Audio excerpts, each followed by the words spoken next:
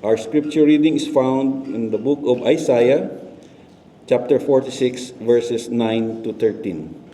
Remember the former things of old, for I am God, and there is no other.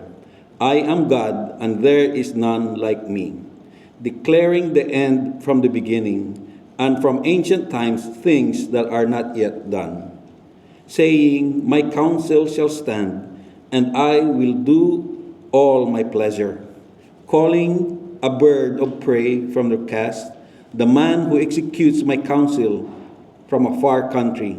Indeed, I have spoken it. I will also bring it to pass. I have purposed it. I will also do it. Listen to me, you stubborn-hearted who are far from righteousness. I bring my righteousness near. It shall not be far off. My salvation shall not linger, and I will place salvation in Zion for Israel, my glory. Good morning, everyone. Thank God that we are here again, worshiping Him with the Spirit, and in truth. This morning, what we will study is about the song that you sang, Trust His Heart. And I would like to share with you 5 important points that we need to know when it regards about trusting the Lord. Let us focus our ears and our hearts in hearing God's message this morning. Shall we pray first? This morning, O God, we would like to thank you because you brought us in this place to worship you. Thank you, Lord, that worship is a privilege given to those who put their faith in you, O God, to those who long to worship you. Thank you, Lord, for your goodness. Thank you, Lord, for your love. Thank you, Lord, that we enjoy your blessings every day. We come before you, we humble ourselves. Father, forgive us. Make us clean this morning as we study your word. Help me, Lord, as I deliver your message to your people. They deserve to be blessed. Help me, O God. Fill me with your Spirit. This we pray in Christ's name. Amen. Amen. The title of our message this morning is The God Who Sees the End from the Beginning. Life often places us in situations that make no sense. We pray, yet heaven seems silent. We obey, yet trials increase. We plan, yet doors unexpectedly close. At times we ask, Lord, why?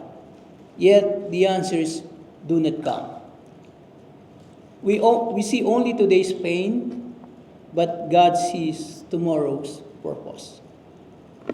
The song Trust His Heart reminds us when you don't understand, when you don't see His plan, when you cannot trace His hand, trust His heart.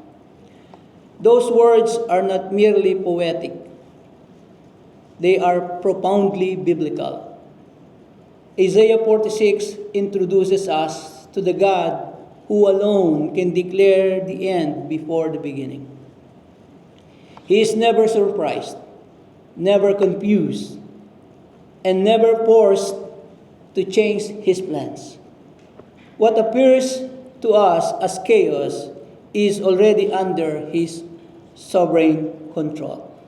Today, as we study our sermon, we will discover why God deserves our complete trust. Let us begin with number 1. God sees what we cannot see. In Isaiah 46, 9 to 10, remember the former things of old, for I am God, and there is no other. I am God, and there is none like me.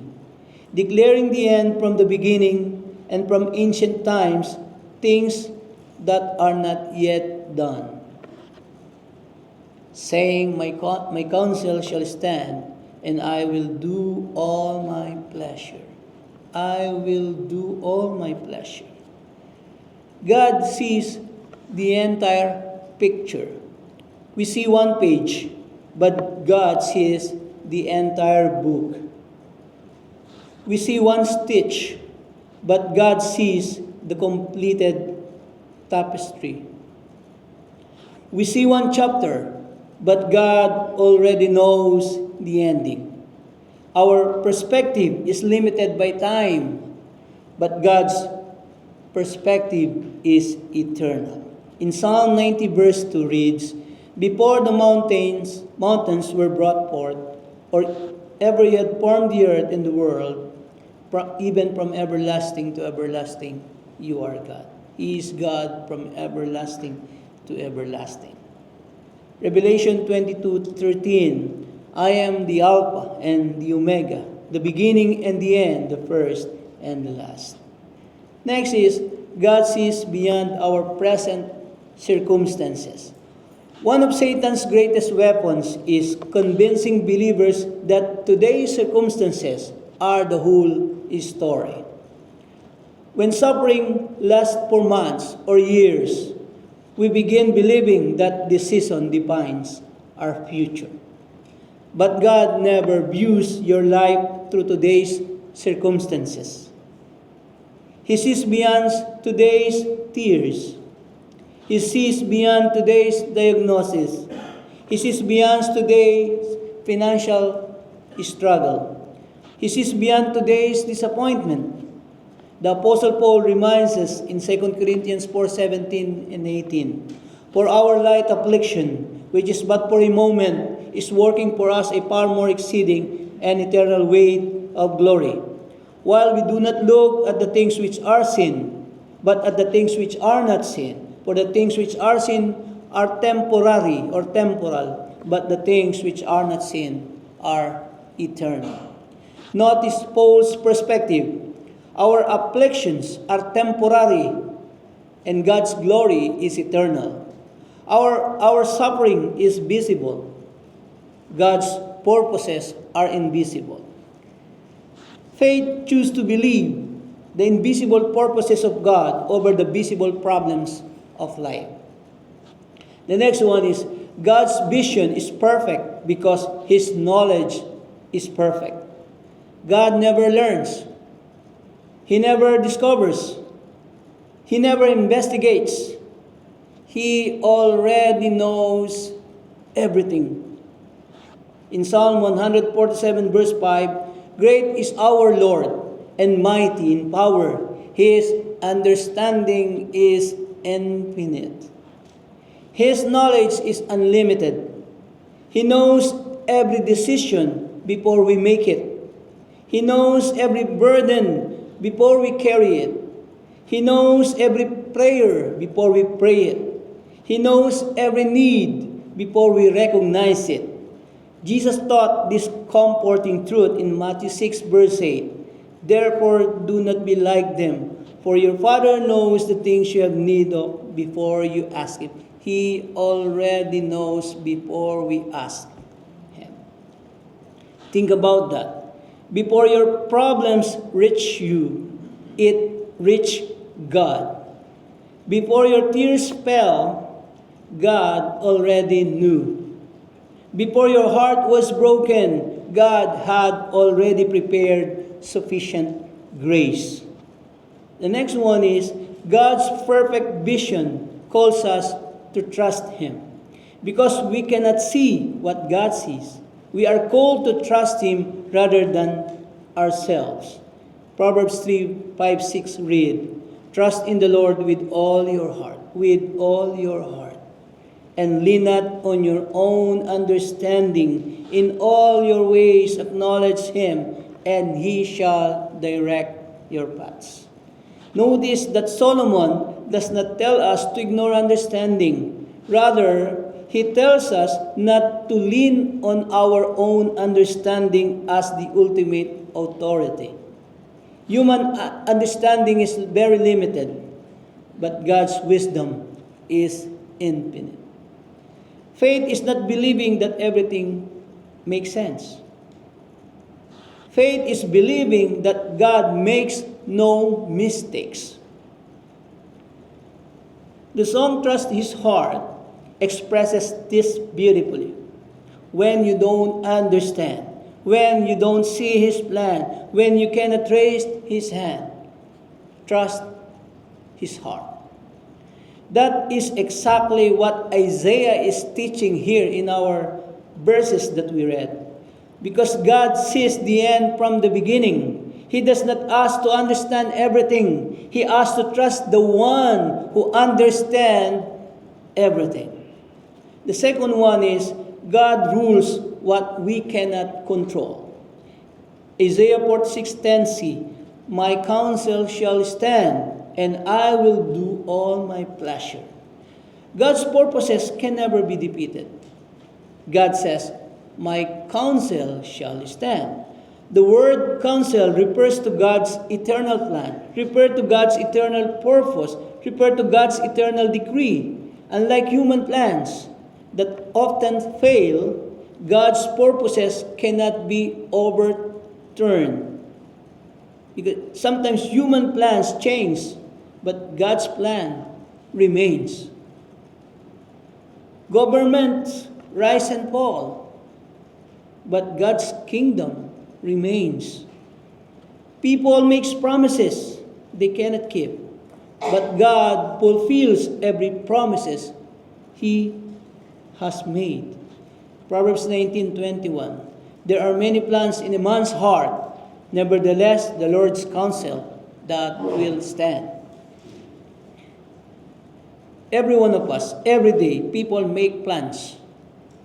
Businesses make plans, because if you do not plan, you'll fall. Governments make plans. Families make plans.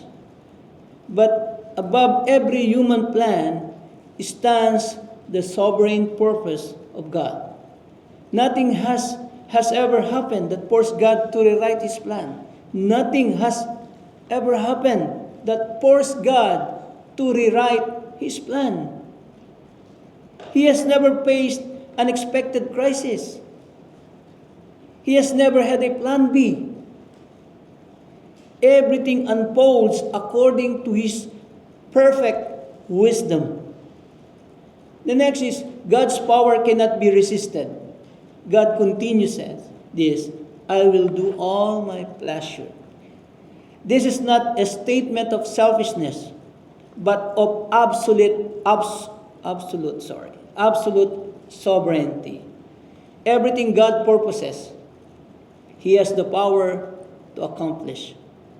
Because no army can defeat Him. No ruler can overrule Him. No demon can prostrate Him. And no circumstances can limit Him. Daniel 4:35. All the inhabitants of the earth are reputed as nothing. He does according to His will in the army of heaven and among the inhabitants of the earth. No one can restrain His hand or say to Him, what have you done? Nebuchadnezzar, this is the story of Nebuchadnezzar, the most powerful king on earth, learned that earthly authority is nothing compared to God's authority. The king who once thought he ruled the world was humbled until he acknowledged that God alone is the true king. This truth should humble the proud and comfort the believer. If God is for us, no power can ultimately prevail against His purposes. Psalm 115:3, but our God is in heaven. He does whatever He pleases. He does whatever He pleases, even if we do not understand. He does whatever He pleases. God is never prostrated. He is never powerless. He is never defeated. And He is always accomplishing His perfect will. The next one. God uses even what others mean for evil. One of the most encouraging truths in Scripture is this, that God is not only sovereign over blessings, but also over trials. He is able to take what others intend for evil and weave it into His good purpose. We know the story of Joseph. Joseph's brother sold him into slavery out of jealousy. Potiphar's wife falsely accused him. The cupbearer forgot him. Each event looked like a setback, but none of those events stopped God's plan to Joseph. Instead, each of one became a step towards God's purpose. And Joseph later testified in Genesis 50 verse 20 reads, "But as for you," he is talking to his brethren in this verse, "But as for you, you meant evil against me, but God meant it for good, in order to bring it about as it is this day to save many people alive." Notice Joseph did not deny the evil. He acknowledged it. But he also recognized that God's sovereign purpose was greater than us. And this is the message of Romans 8:28.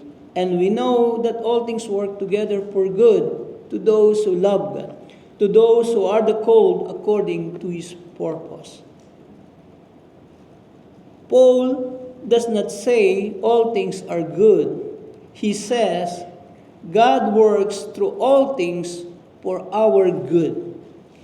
Even suffering becomes a servant in the hands of a sovereign God. Even suffering, God can use that. The next one is God's sovereignty gives us peace. Because God rules over what we cannot control, we do not have to live in fear. We cannot control tomorrow. God already holds tomorrow. We cannot control the world's economy. Pabataas ang economy, rise and fall. But God still owns the cattle on 1,000 hills, as Psalm 50 verse 10 says. He owns the cattle on 1,000 hills. He owns everything. Everything that you see. He owns it, my brothers and sisters. We cannot control people's decisions, but we can trust the God who directs history according to His perfect will. I talked to my family about our situation, our visa. The government, paigpit ng paigpit. The government still. But our future is not based on the government. Our future here in Guam is based on what God had already put in. We trust in Him. We trust in the Lord.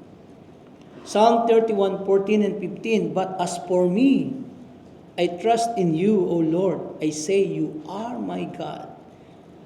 My times are in your hand. Deliver me from the hand of my enemies and from those who persecute me." David did not say his time were in the hands of his enemies. He did not say they were in the hands of chance or fate. He declared, "My times are in your hand." That is the confidence of every believer. My times are in your hand. The next one is, God works what we cannot understand. In Romans 8:28, we already read it. And Isaiah 46:10, "See, my counsel shall stand, and I will do all my pleasure." The Christian life is not about understanding every circumstance. It is about trusting that the God who controls every circumstance. While we often ask, why is this happening? God is accomplishing something far greater than we can presently see. God works through our painful circumstances. God often accomplishes His greatest purpose through life's greatest difficulties. Hindi natin gusto ang sakit. Pain is never pleasant. But in the hands of God, pain is never purposeless. James 1:2-4. My brethren, count it all joy. You can see here in these verses the mindset of the apostle. My brethren, count it all joy when you fall into various trials, knowing that the testing of your faith produces patience. But let patience have its perfect work, that you may be perfect and complete, lacking nothing. God wastes nothing. Every trial has purpose. Every tear has value. And every hardship becomes a tool in the hands of the Master. God works for our spiritual transformation. No, most of us pray, Lord, change my circumstances. Most of us pray that prayer, Lord, change my circumstances. But God often answers, I am using your circumstances to change you. God's highest priority is not our temporary comfort, but our eternal Christ-likeness. That is His highest priority, our eternal Christ-likeness, as Romans 8:28 says. This explains why God allows trials. His goal is not simply to make life easier. His goal is to make us more like Jesus Christ. Because trial produces qualities that comfort never can. Suffering teaches dependence. Pag nahihirapan ka, you always pray. When you suffer, you always pray. And waiting develops patience. Waiting develops patience.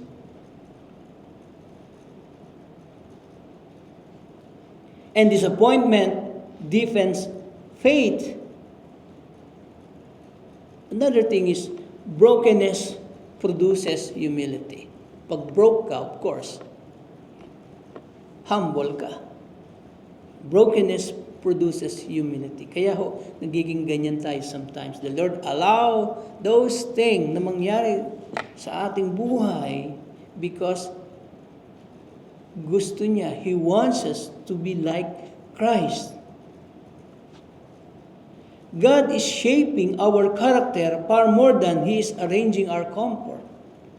Philippians 1:6, being confident of this very thing, that He who has begun a good work in you will complete it until the day of Jesus Christ.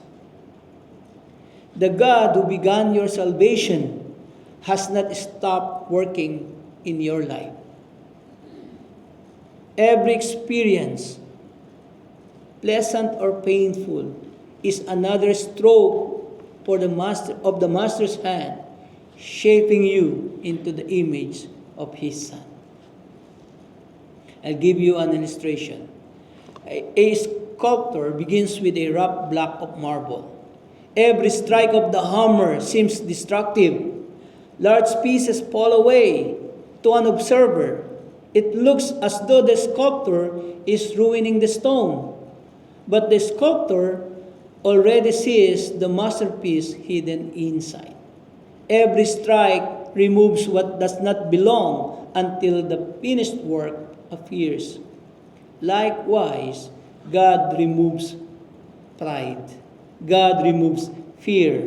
God removes selfishness and unbelief, not to harm us, but to reveal Christ in us. God works according to His perfect timing. One reason we struggle to understand God's work is because we want immediate answers. We call it instant gratification. Hindi natin maunawaan because we want an immediate answer. Gusto natin maging spoiled tayo, spoiled brat. We want an immediate answer. But God really works according to our timetable. He works according to His perfect timing. You know, Abraham waited decades for Isaac. He prayed, but he waits decades for Isaac. Moses spent 40 years in the wilderness before leading Israel. He spent 40 years in the wilderness before leading Israel. And David was anointed king, but waited years before wearing the crown. And in the New Testament, we saw the story of Lazarus. Lazarus died before Jesus came. To everyone watching, God appeared late. But God was never late. His timing was perfect. Because Jesus intentionally delayed His arrival because He intended to display a greater miracle. John 11:21 to 25. Now Martha said to Jesus, Lord, if you had been here, my brother would not have died. But even now, I know that whatever you ask of God, God will give you. Jesus said to her, your brother will rise again. Martha said to Him, I know that he will rise again in the resurrection of the last day, at the last day. But Jesus said to her, I am the resurrection and the life. He who believes in me, though he may die, he shall live. And whoever lives and believes in me shall never die. Do you believe this? No, human perspective said, it is too late. But divine perspective said, it is right on time. Jesus did not simply heal Lazarus. He raised him from the dead. No, we need to understand this truth. God's delays are not God's denials. His timing is always wiser than ours. Ecclesiastes 3:11. He has made everything beautiful in each time. He has made everything beautiful in each time. Not our time, His time.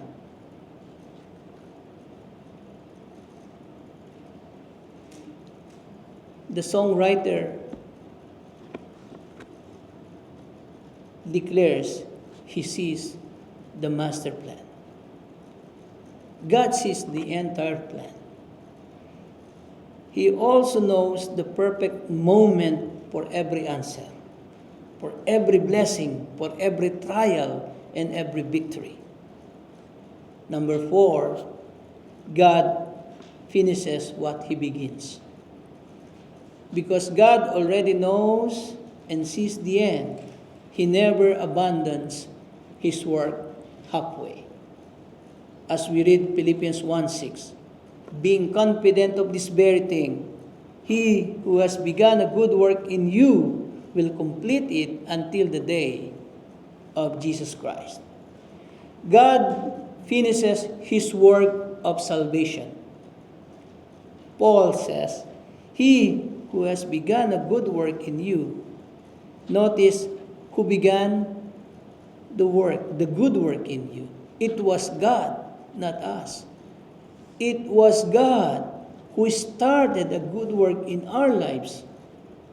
Salvation is not man's achievement. It is not man's achievement. Many people do not understand this truth. Salvation is not man's achievement. It is God's gracious work from beginning to end, as it is written in Ephesians 2:8 and 9, for by grace you have been saved through faith, and that not of yourselves. It is the gift of God, not of works, lest anyone should boast. It is by grace. like what Brother Jason taught us last Wednesday. It is not by law, it is by grace of God. He is the one who decides.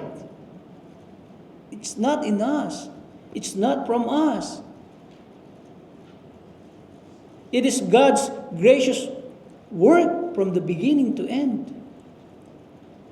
If God initiated our salvation by His grace, He will also preserve us by His grace. He is the one who initiated the salvation by His grace. He will also preserve us by His grace. Our assurance does not rest on our ability to hold on to Christ. It rests on Christ's ability to hold on to us. And Jesus declared it in John 10:27 to 29. My sheep hear my voice, and I know them, and they follow me. And I give them eternal life, and they shall never perish. You see, you're calling my brothers and sisters. And I give them eternal life. We have eternal life, and they shall never perish. Hindi na tayo mapaparusahan. Neither shall anyone snatch them out of my hand.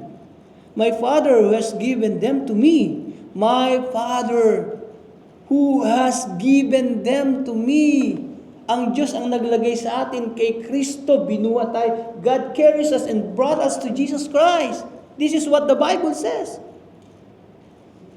My Father who has given them to me is greater than all, and no one is able to snatch them out of my Father's hand.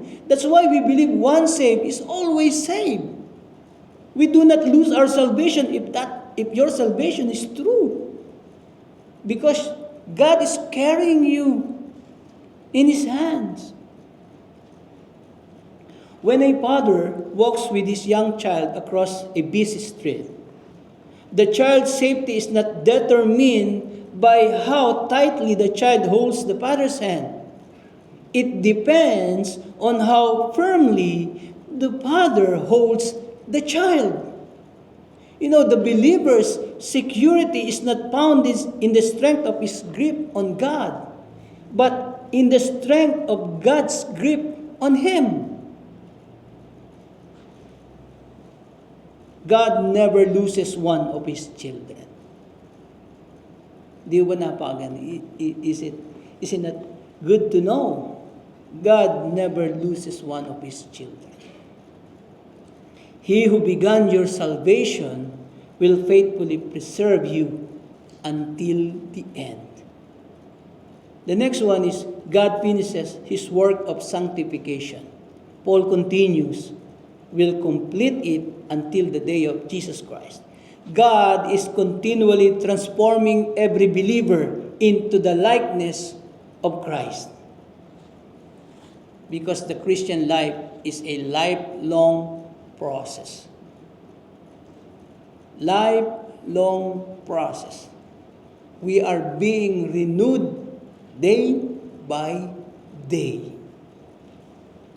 Some days we see growth. Other days we struggle. Sometimes we wonder, why am I still battling these weaknesses? The answer is simple. God is not finished yet. Because the master is still shaping his master plan. I am not yet perfect, but someday I will be perfect like my Lord, like my God, like my master. Romans 8:29, for whom He foreknew, He also predestined to be conformed to the image of His Son, that He might be the firstborn among many brethren. God's goal, take note of this, God's goal is not merely to make us happier. His goal is to make us holier every day.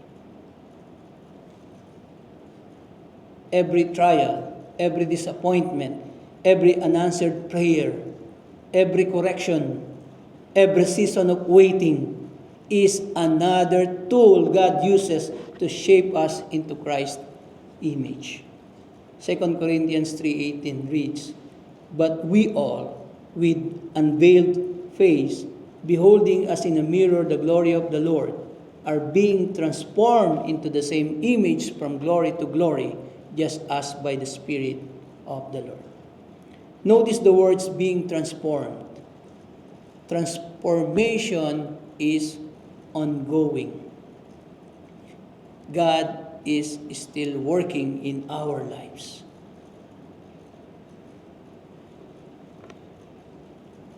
None of us, like what I've said, I'm not perfect. None of us has reached perfection. The difference is that God refuses to abandon His work halfway. Hindi niya iniiwan ng hindi tapos. I believe you and me also, hindi tayo nag-iiwan ng hindi tapos. We want to finish what we started, and God does this thing also. The next one is, God finishes His work of glorification. Paul says, God will complete His work until the day of Jesus Christ. This points to the day when Christ returns, and every believer will be perfectly conformed to His image.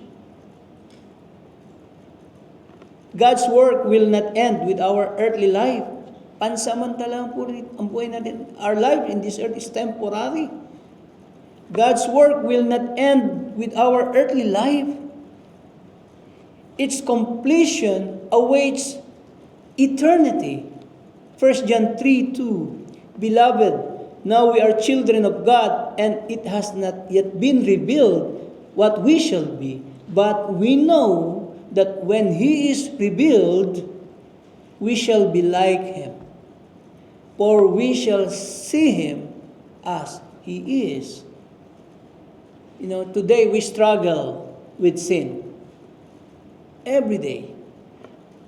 We struggle with sin. But one day, we shall be free from it. One day, we shall be free from it. Today, we battle temptation. But one day, we shall stand victoriously. Today, we live by faith. But one day, we shall live by sight. Today, our bodies are weak and perishable. One day, they will be glorified with Christ. They will be glorified. In Romans 8:30, I already read this. "Moreover, whom He predestined, this He also called. Whom He called, this He also justified. And whom He justified, this He also glorified." This is complete. Notice that Paul speaks of glorification as though it were already accomplished. Why? Because in God's sovereign plan, what He has promised is as certain as if it had already happened. From God's perspective, the work is already guaranteed. And the last one, God deserves our trust even when He does not give the explanations. This is where faith lives. Faith is trusting God's character when you cannot explain His conduct. Trust God's character when you cannot understand His ways. The foundation of faith is not understanding God's actions, but believing God's character. The foundation of faith is not understanding God's actions, but believing God's character. There are times when God's ways appear mysterious, but Isaiah reminds us that God's thought are infinitely higher than ours. Isaiah 55 verse 8 and 9, "For my thoughts are not your thoughts, nor are your ways my ways, says the Lord. For as the heavens are higher than the earth, so are my ways higher than your ways, and my thoughts than your thoughts." If we fully understand everything God does, He would not be God. I will repeat. If we fully understand everything God does, He would not be God. Finite minds cannot fully comprehend an infinite God. Kaya hindi natin maunawaan. Mysterious sa atin, pero in God, there is nothing mysterious. Finite minds cannot fully comprehend an infinite God. Yet, while we may not understand His ways, we can always trust His character. Because God is holy, holier than me. God is wise, wiser than me. God is faithful, faithful than me. God is loving, and we cannot outlove Him. God is loving, and God is good, and God is good. He is good all the time. God cannot make mistakes because His nature is perfect.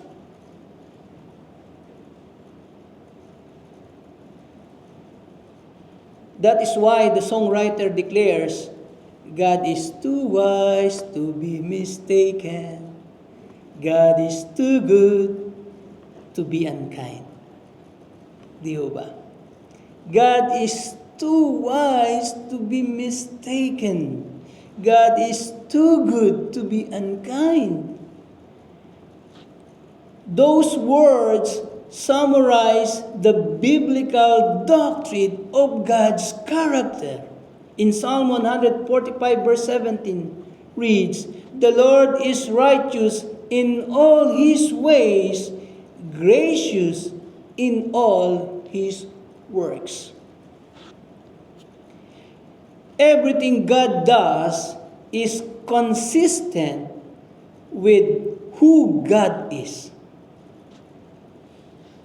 If His ways seem difficult, His heart remains good. If His path seems confusing, His wisdom remains perfect. The next one. Trust God's promises when you cannot see His plan. Faith rests not on visible evidence, but on God's unchanging promises. Abraham is one of Scripture's greatest examples. God promised him a son. Years passed, nothing happened. His body grew old. Sarah became barren beyond hope. From a human perspective, God's promises seems impossible. Yet Abraham chose to believe God's word over his circumstances. Romans 4:20 and 21. He did not waver at the promise of God through unbelief, but was strengthened in faith, giving glory to God, and being fully convinced that what he had promised, he was also able to perform. Abraham trusted the promise giver more than his own circumstances. Likewise, believers today are called to trust God's promises even when they cannot yet see God's plan. God has promised He will never leave us nor forsake us, as Hebrews 13:5 stated. He will supply our needs according to Philippians 4:19. He works all things for our good according to Romans 8:28. He will finish His work in us, Philippians 1:6. And nothing can separate us from His love, Romans 8:38 and 39. Circumstances change, feelings change, people change, but God's promises never change. Numbers 23:19, God is not a man that He should lie, nor a son of man that He should repent. Has He said, and will He not do? Or has He spoken, and will He not make it good? God is not a man. And the last one, trust God's purpose until we see His glory.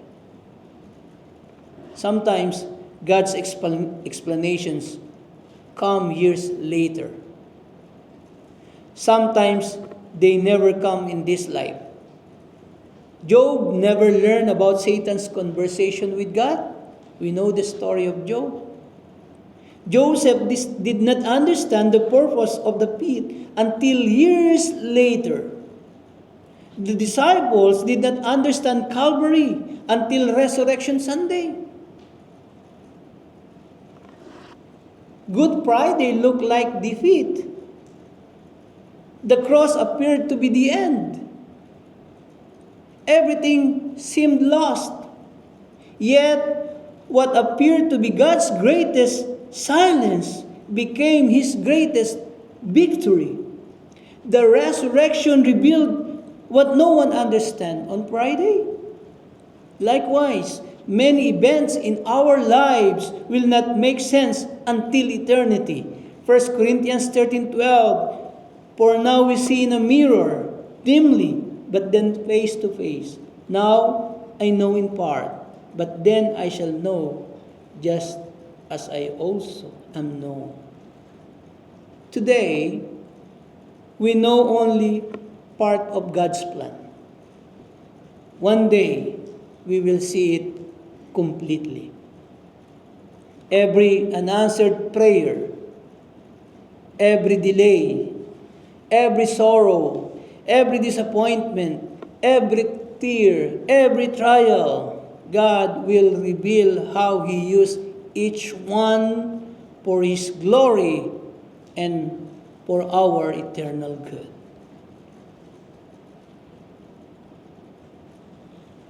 Life will bring moments when we cannot explain what God is doing. There will be tears without answers, prayers that seem delayed, and roads that disappear into uncertainty. But Isaiah reminds us that our God declares the end from the beginning. He sees what we cannot see, rules what we cannot control, works what we cannot understand, and faithfully finishes what He begins. And the greatest proof that we can trust God's heart is found at Calvary. The disciples saw defeat, but God saw victory. They saw death, but God saw salvation. They saw the end, but God saw the beginning of redemption. If God could turn the darkest day into history, into the greatest triumph, then He can certainly be trusted with every unanswered question in our lives. So if today your path is unclear, your burden is heavy, or your future seems uncertain, don't judge God's love by your circumstances.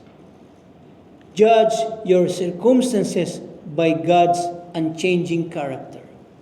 When you don't understand, when you don't see His plan, when you cannot trace His hand, trust His heart. The God who sees the end from the beginning, has never failed, is not failing now, and never will. Therefore, keep trusting, keep obeying, keep waiting, and keep believing, because His counsel shall stand, His work will be completed, and His glory will be revealed. May I request everyone to please rise. Let us close our eyes.